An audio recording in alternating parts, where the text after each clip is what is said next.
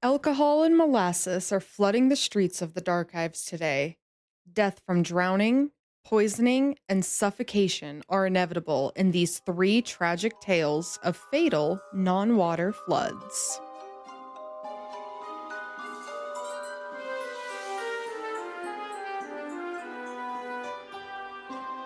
Welcome to the Darkives, where we tell serious history not so seriously.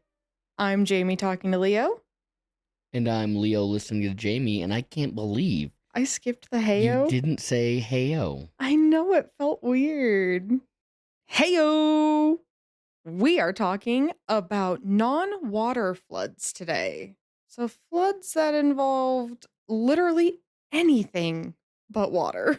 Yeah, I'm going to guess the Great Molasses Flood is definitely one of these. It will be one of our tales, yeah. Being from New England, that's one that I think a lot of people over there know about. Yeah, I don't want to say it's fun because people died, but it's interesting and Yeah, I don't want to give anything away, and also I don't know how much of mine is just like local legend type stuff too. So what other kind of floods we got? 2 alcohols, 1 molasses. All right. We are going to start in 1814 London, England, specifically at St. Giles Rookery, which was a poor part of the city and densely populated. Many people lived in cellars that were often crowded, and History.com actually describes the place as soaked in poverty. The Horseshoe Brewery was famous for its large vats of beer, and people would actually go there to look at them as kind of like an attraction of sorts. These vats were capable of holding anywhere from 3,500 to 18,000 barrels of beer in them. It's a lot of brew. A lot of brew and quite a size gap from the smallest to the largest. Yeah, we're talking thousands of gallons of beer. Yeah, it's a lot, and that's going to be a problem. Specifically, a problem on Monday, October 18th of 1814, when a catastrophic failure occurred in one of these vats. What happened? Well, a 22-foot high vat containing porter ale broke. One of the iron support rings snapped, and just about an hour later, the whole thing fell apart. So this giant vat just crumbled, basically? Yeah, and it's interesting to me that it was noted that the iron ring snapped, and it still took like about an hour before it disintegrated. Maybe somebody saw it snapped, and they're like, oh, it seems fine, and then centimeter by centimeter, it just slowly tips until it collapsed. Yeah, maybe actually. When that makes a lot more sense, because how else would they know that it was about an hour later? Oh, yeah. Spooky. Well, either way, no matter how it broke, it did. And now, hot, fermenting ale suddenly broke through the vat, and with a force so strong that it broke through the back wall of the brewery. Just busted right through the building. Mm-hmm. Not only was this force strong enough to break the back wall, but in the process, it also broke other nearby vats. So more hot liquid. More hot fermenting liquid. Yeah. Now around 320,000 gallons of liquid created a 15-foot high wave and flooded the streets. Over 300,000 gallons of hot porter just rolling at you. Yeah. Okay. I don't even know what 300,000 gallons looks like. Is there a comparison? Like how much water goes into an Olympic pool? So an Olympic swimming pool holds about 660,000 gallons. So about half of an Olympic swimming pool. Just came flooding out into the street. Yeah.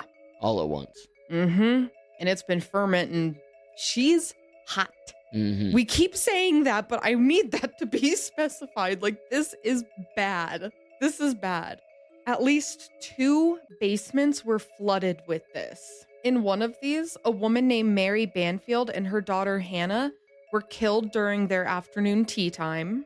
And in another house... They were having tea time in the basement? I mean, tragic maybe? that that they died during tea time, but how many people had tea time in the basement? Maybe it was a really nice finished basement. Maybe this was a creepy lady. You're gonna disrespect Mary Banfield? Look, I only know what I'm being told right now, and I'm the king at jumping to conclusions. Lady with a kid in a basement? Mary would never. Okay. In another house, a wake was being held for a 2-year-old boy who had passed away the day before. And when the wave hit, it killed either 4 or 5 of the mourners inside. Again, we're having a wake in the basement?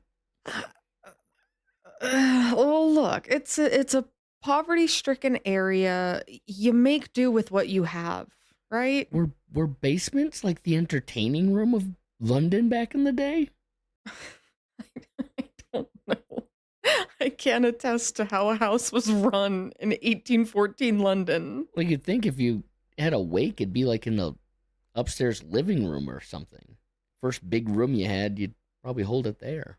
Well, there might go have been downstairs into the basement. There might have been other tenants living upstairs. Every London home with a basement is haunted now. They're doing too many things in the basement. I think it was the Catacombs episode. Where the bodies spilled into the basement. Yeah, European basements are scary. Yeah, that was Paris. That was Paris, yeah. Yeah, European basements. Fucking got my eye on you guys. But also, again, tragic. They're at a wake for a child. A 2-year-old, a baby. And how many people were there? 4 or 5. 4 or 5 people drowned in hot beer. Yep. You're mourning a death, only to then die with everybody near you. Fucking brutal. At the Tavistock Arms pub, a teenage... Sorry, I just snapped my neck. I think my pupils dilated. I snapped that thing so hard. Okay. I wonder if it's going to show up on the microphone. Oh, gross. Okay. At the Tavistock Arms pub, a teenage barmaid named Eleanor Cooper was killed after the flood took out a wall of the bar and she was trapped in the rubble. Buried alive. Yeah, this thing is doing major fucking damage. In total, officially 8 people died, but there is a bit of a, I don't know if you want to call it a legend or a rumor or just a tall tale, but it's said that another fatality occurred just a few days later from somebody who was taking advantage of the situation and they succumbed to alcohol poisoning. Somebody who wasn't hanging out in their basement, but it might have filled up the basement. Stuck a straw in it and just kept drinking. Maybe. You gotta imagine, that's dirty beer. It was hot, broke up all the dirt and filth on the streets. Yeah, and you gotta think that basements back in the day usually were just dirt floors too, weren't they? Mm-hmm. Yeah, I'm poor, I'm in London. I'm getting drunk. 1800s. Fuck yeah, it. I'm slurping it up. Yeah, my life expectancy is 35. I'm going for it. Neighbors and concerned citizens waded through the beer looking for survivors, and it's reported that they maintained a great sense of calm and quiet so that way they would be able to better hear if people were calling out for help while trapped in the debris. Different sources say different things here, but it's alleged that there were reports of other people taking advantage of the situation and drinking beer off the streets. But some sources said, yeah, people were for sure doing that. And others were like, no, they were so busy looking for everybody else that that wasn't even a thought. So Sure, there's a couple vagrants. I'm sure. Yeah, but like some of the articles that I read, they were kind of like snooty about it. Like it was just this great group of concerned people, and others were like, yeah, they were slurping off the streets.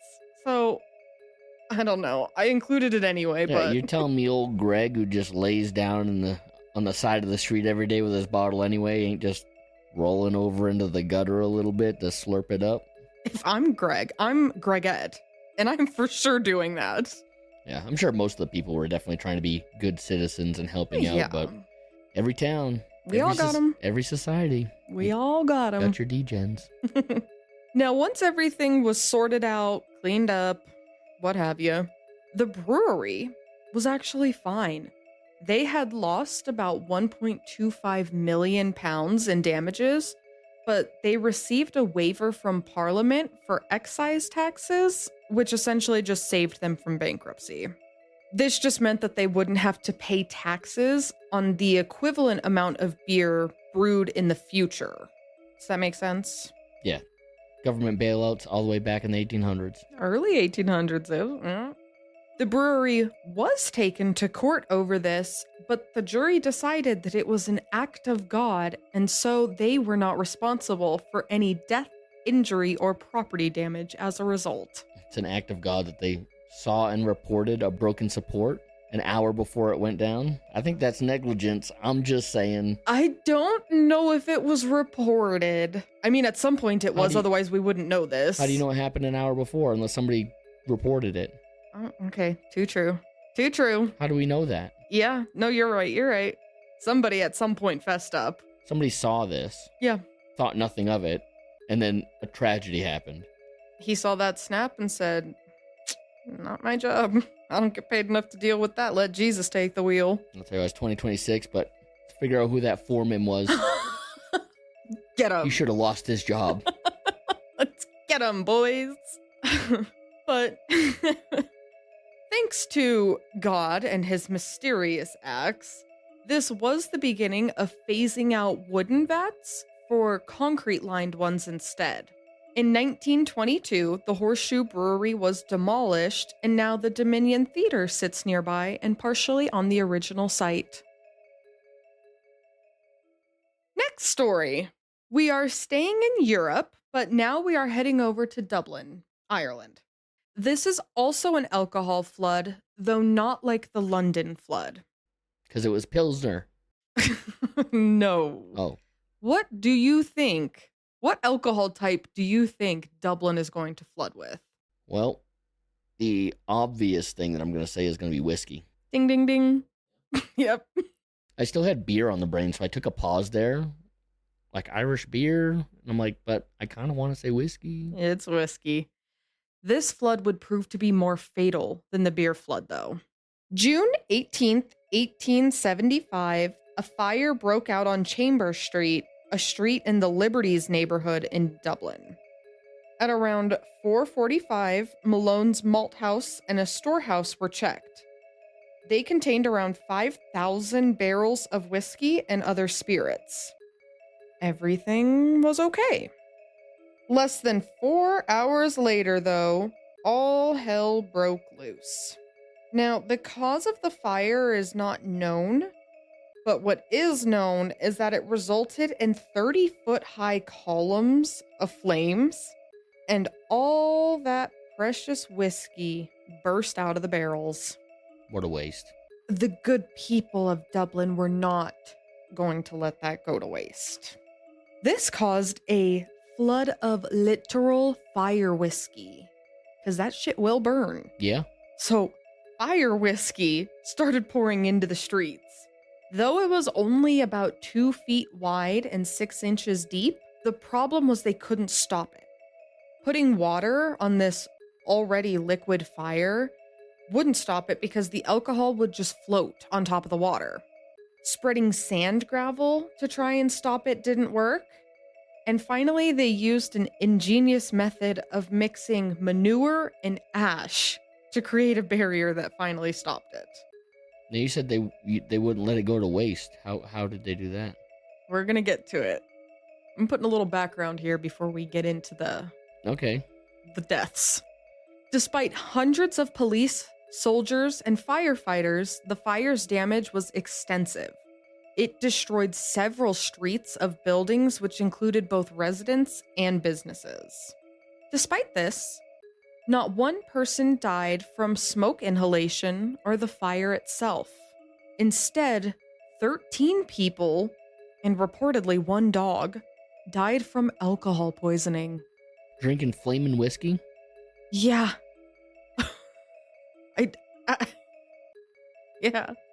Yeah.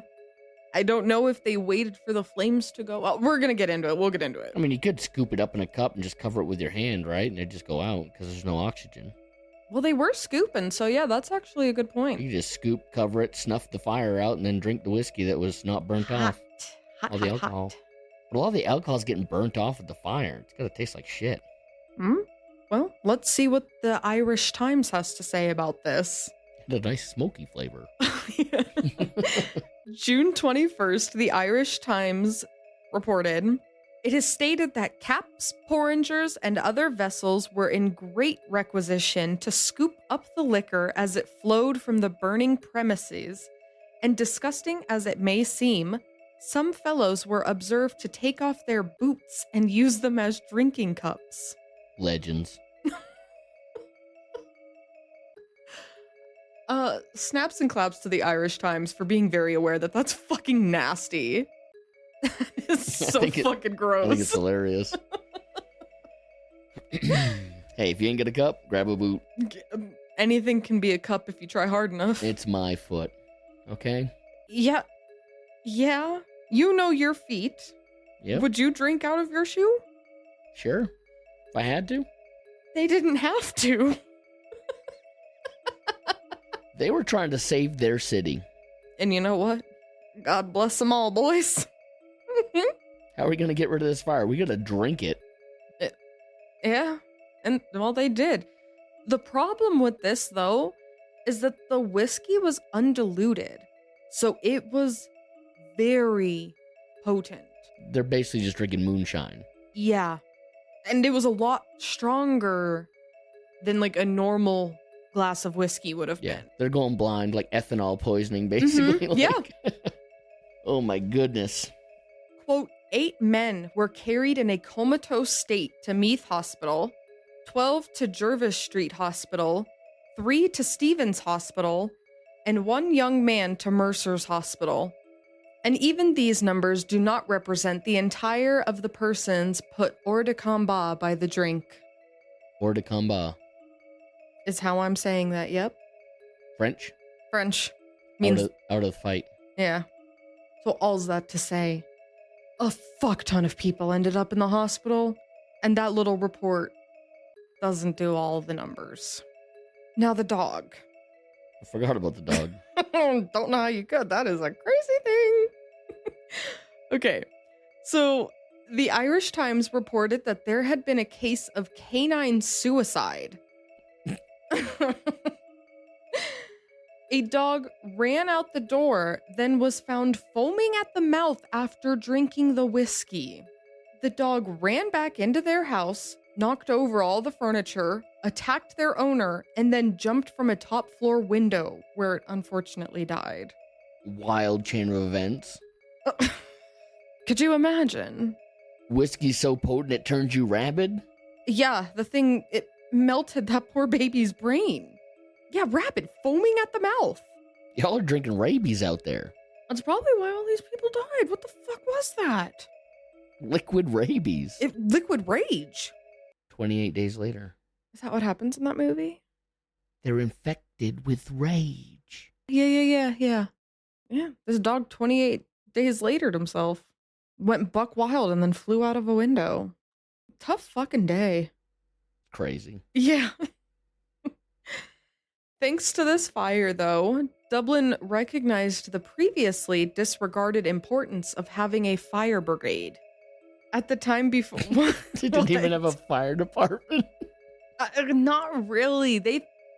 Well, okay, so before the fire, people thought that the cost of the fire service was too much. It wasn't being distributed fairly. Like, they had their beefs and their qualms with the fire department. After this, though... We're like, yeah, no, we should probably have one. We should probably have one. Because the whole town can catch on fire. Yeah. And because of this, fire units were established in distilleries. So that way, never again could we have burning alcohol down the streets. That's a cool bit of history. Is there still a link today in Ireland between distilleries and fire departments? It'd be cool if, like, every distillery had a fire department right next to it. Just because that's the way it's always been. No, they don't anymore. Now with the... You're too modern now, guys. With the advancement of technologies and everything like that. But they did for a while. They kept little fire brigades nearby for them. Dublin, you're already cool, but you would have been even cooler. If there was just a fire department or fire department-esque shit around every distillery. Well, take up your beef with modern day technology. If anybody out there in Dublin knows of a distillery that has some kind of throwback to the fire brigades back in the day, send us some pictures. Send us the info. Yeah, I want to see some stuff. I need to know that somebody's holding on to this legacy. Actually, yeah, no, that's really cool. I know we have a few Irish listeners. Can you guys check around? Let us know. Find something. Find We've something got Dublin listeners. Come on, You're Dublin. out there, guys. Come on, Dublin. We want to see. Period. Is that it for that one? That's it for Dublin. Now we're jumping across the pond. Over to Boston. To your Neck of the woods. neck of the woods. I was going to say your hometown, but I know I'm it's from not. New Hampshire. I'm from New Hampshire. Not technically. Close enough. Yes, we are going over to Boston. January 15th, 1919, to be exact. Boston's north end, where a 50-foot tall tank filled to the brim with molasses is rumbling. That day was unseasonably warm, so naturally, a lot of people were outside enjoying the weather. The Purity Distilling Company was the home of the gigantic tank, and it was next to the elevated railroad tracks for the trains. The rumbling coming from the tank was originally thought to just be a train coming, but obviously not, since it's in my Word doc and we know what we're talking about here. This thing was kind of like a giant water tower full of molasses. Yes. And there are a few things that went into this. It exploded, didn't it? Yeah. Yeah, and there's a few reasons which we'll kind of get into. We'll discuss. Did I ruin it? No. Okay. No, I mean, we obviously know what's going to happen here. Somehow molasses is getting out and flooding the streets. So we're going to kind of discuss. Don't tell me what we're going to do. Okay. Just do it. Ooh, guys, he's really mean to me today. Okay, well, first we're going to travel back in time. We're going 5 years back to 1914 when the tank was constructed. Molasses was being shipped to the US from the Caribbean for use in munitions and rum.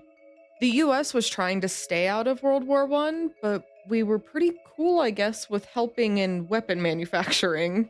So we're not getting involved. But have all these bullets? I don't know. I don't know what molasses is used for in weaponry. Probably should have looked into that. All right, I just looked this up, and molasses was fermented to produce industrial ethanol, which was a key component used in manufacturing munitions like explosives, dynamite, TNT. Okay, so it was used for like bomb making, essentially. Okay. Well, there we go. That's why we had a fucking bucket load of it. Now, being that the tank was still relatively new, you'd think that there would be no fear of damage, leaking, breakage. But right off the bat, there were problems. It was well known around the north end that the giant thing leaked. Children would actually bring buckets or pails to go and collect free molasses from it. Heck yeah, get some of them early American molasses cookies. I was trying to think of what the hell molasses is even for. All I could think of was molasses cookies, and I've never even had one. Well, molasses was just used as it's like sugar syrup. Oh. Not quite as good as sugar, but it was used a lot like sugar is. Oh, okay. Well, yeah, they'd go get free stuff from how much was leaking out of the tank. When locals complained, like, hey, this massive tank is leaking, the distillery... This is so fucking goofy. The distillery tried to solve this problem by painting it brown to disguise the molasses leaking out of it. I guess if you can't see the leak, it's not real? Yeah, it doesn't exist. If molasses leaks from a barrel, but it's brown, is it really leaking? And the distillery said, no, the problem is solved. Don't complain anymore. Dumb. Despite this very valiant effort, it didn't matter. Back to 1919, the tank has ruptured. 2.3 million gallons of molasses is pouring out at 35 miles per hour and decimated the nearby neighborhoods. Yep. It came on quick. Yeah, well, It there's was hot. hot. It's fermenting again. We have another fermenter. And It's out there baking in the summer sun. we're in January. It's out there baking In the in winter the winter sun. Well, it was an unseasonably warm day. So the baking in the winter sun is perfectly appropriate. Anyway, what the fuck were we saying? Oh yeah, baking in the summer sun. Yep. But it's not summer, it's winter. It's pretty quick for molasses. You think molasses moves slow, but I know, because it's kind of like a syrupy thing you said, right? yeah, that's kind of like syrup. Molasses runs slow usually. Oh, slow as molasses. That's a phrase. Yeah, Yeah. it's like maple syrup flowing. Molasses is actually thicker. Maple syrup kind of streams out of trees. Huh. Yeah. I mean, it's a lot of it. Real And maple syrup, anyway. Don't even get me started on this maple syrup shit. That shit that artificial syrup they put everywhere, that thick ass shit that's just sugar paste. Disgusting. You need real syrup. Being from the Northeast, okay. trust me, I know about syrup. And Canadians, I know you guys got it going on up there. But New Hampshire and Vermont, we got it going on too over there. Vermont's got some damn good maple syrup. And it's because it's pretty much almost Canada. Okay. I'm just very passionate about maple syrup. It's obvious. I'm just going to say, that stuff most people in America grow up with thinking it's syrup. Okay. It's a type of syrup, but it ain't maple syrup. Okay. And y'all need to treat your kids better. Give them some real maple syrup. That's Leo's PSA That was a for very America. That was a very impassioned speech. Incredible. Well, back to our molasses syrup. She's coming hot and heavy. 35 miles per hour. Ripping down the street. Mm-hmm. Catching old ladies, children, businessmen. It's catching everybody. Okay. And the longer it sits on the street, the cooler it gets and the stickier it gets. And they become trapped. Well, no. Oh. Reports differ greatly here, but the wave of molasses was said to be anywhere between 15 and 50 feet high. Even on the lower end of that, 15 feet of molasses rushing at you is insane. That's the scariest shit I've ever heard in my life. Yeah. Yeah. Just get slapped in the face with a giant sticky sheet. Yeah. A train was knocked off the tracks, buildings were crushed, and some buildings, including a firehouse, were just completely taken off of their foundations and flowed down the street. People and animals were suffocated under the sticky substance, and the city was devastated.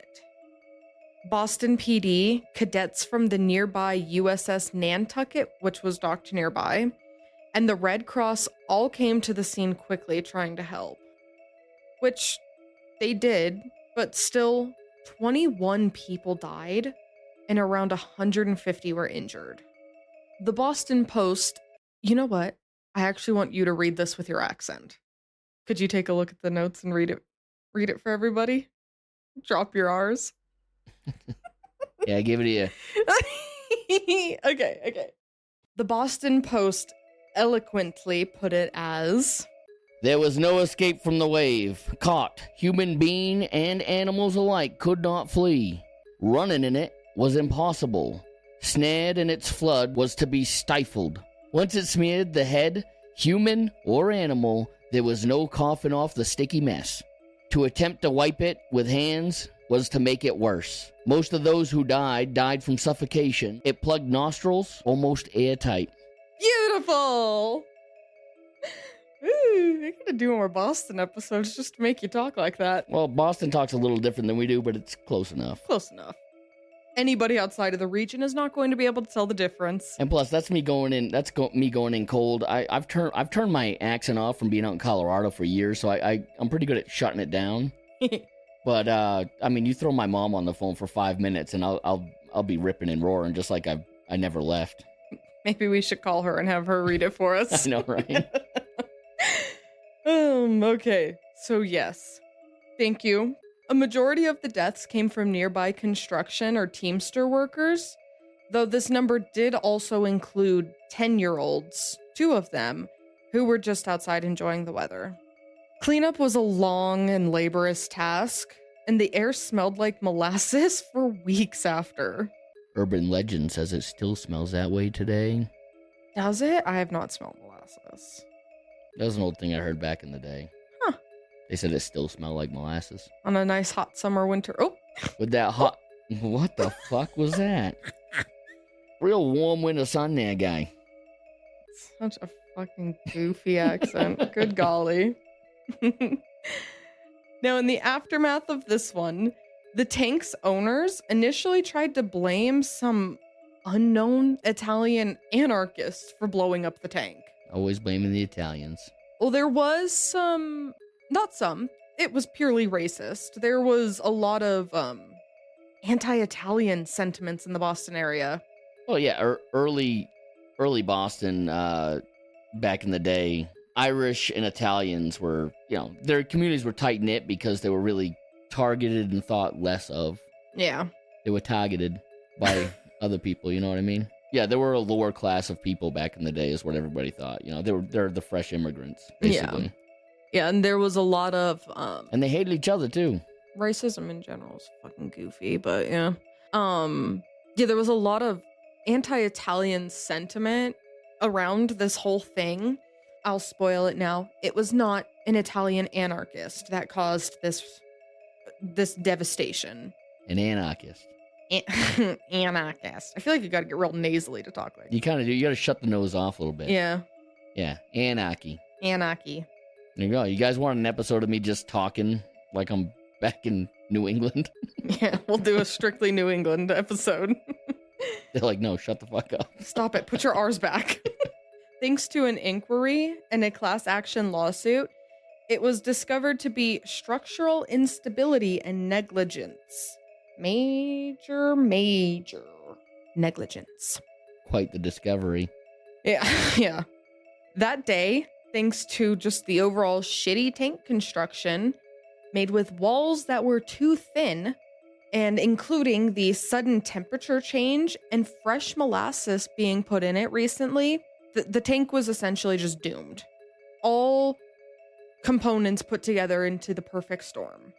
The chemical composition of the walls made them prone to cracking, which is how we got the oozing molasses. Like, the thing was bound to fail. 6 years after the flood, it was determined that the distillery was indeed responsible for the tragedy, and this caused a lot of regulation changes. Because of this, engineers were required to sign and seal plans. Building inspectors were now responsible for examining all projects, and architects needed to show their work. That's the last of the floods. One nice thing about all of them is, as with most tragedies in history, yeah, it did bring about new regulations and safety measures.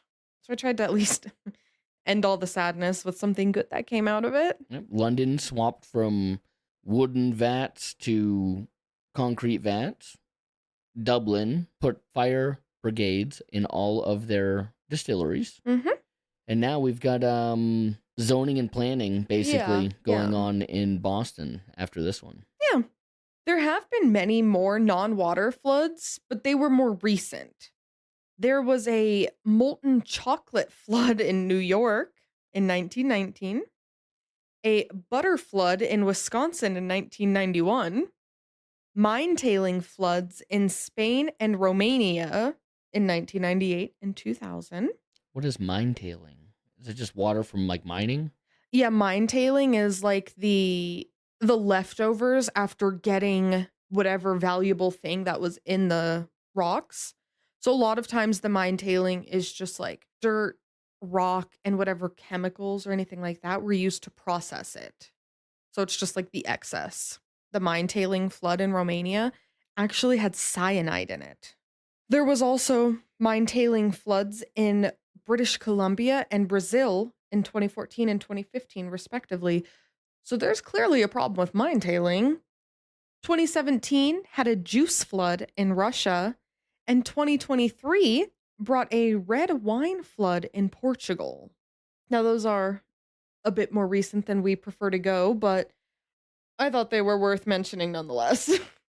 Yeah, those are definitely cool. Never heard of the mine tailing before. Yeah, and it is apparently a problem worldwide. Yeah. Back to the Boston flood, the Molasses Flood. I don't even know if we'll be able to find it to put it on Instagram or not, but I have this like burned into my brain from when I was younger. A picture from a newspaper. Oh, well, it wasn't a picture. It was like a cartoon, like a cartoon, like a sketch drawing. Yeah. Okay. So it was like a cartoon drawing of like somebody like standing off to the side and like watching somebody be stuck in this and not being able to get out of it. I always think of that image, somebody not being able to help them because they'd get stuck in it too, type thing. Ugh, brutal. I don't know if that's actually how things ended up happening. I don't know if I read this or if I've just heard this over time. I couldn't find it. I couldn't find any reports of it in my research, so I didn't want to include it in the official story, but just us gabbing. I remember hearing something about somebody getting pulled out, and when they did, Somebody else went in? no, their arm ripped off because it was so stuck in the molasses that when they pulled this person out, their arm was still in the molasses. Unless that was a prosthetic, I'm going to call bullshit on that one. That's why I didn't want to include it in the main thing, but we're at the end. We'll have a little fun here, but I just remember hearing that and thinking, what the actual fuck is molasses? Like, that is cement. I mean, it is very sticky. So that maybe could have happened? I don't know. I've never tried to rip someone's arm off, so I would assume it would take quite a bit of pressure to do that. Okay, I just looked it up. For an average human to rip another human's arm off using their bare hands, it would require thousands of pounds of force. Well, it's not a person. They tie him to a truck and try to tow him out? Fucking maybe. Maybe it's multiple people. I don't know, man. I'm calling baloney. Yeah, it'd take thousands of pounds of force. So maybe I don't think it's true. Yeah, maybe it's a legend that I just heard then. But either way, I think we will wrap it up here. Hope you guys learned something new this week. You can follow us on our socials or send us an email, both of which are linked in the show description. And anyone out there in London, Dublin, or Boston that has a little bit more information, feel free to hit us up. Yeah, Boston, let me know if somebody got their arm ripped off. And Dublin, let us know if there's any fire brigades near distilleries. And London, what the fuck's going on in your basements? Tell us about the history of basements in London. Y'all doing some weird shit in basements. You can help support the show by Leo leaving a rating, a comment, sharing it with a friend. All those help us, and we appreciate all the support. Is that all we got, Jamie? That's all she wrote. All right. So we'll see you guys next week with another episode of The Darchives. See you guys. Goodbye. Yeah, I think if it was a prosthetic, you could probably rip the arm off. Probably, but I swear I heard that they ripped that whole thing off just by pulling them out. Somebody lied to you.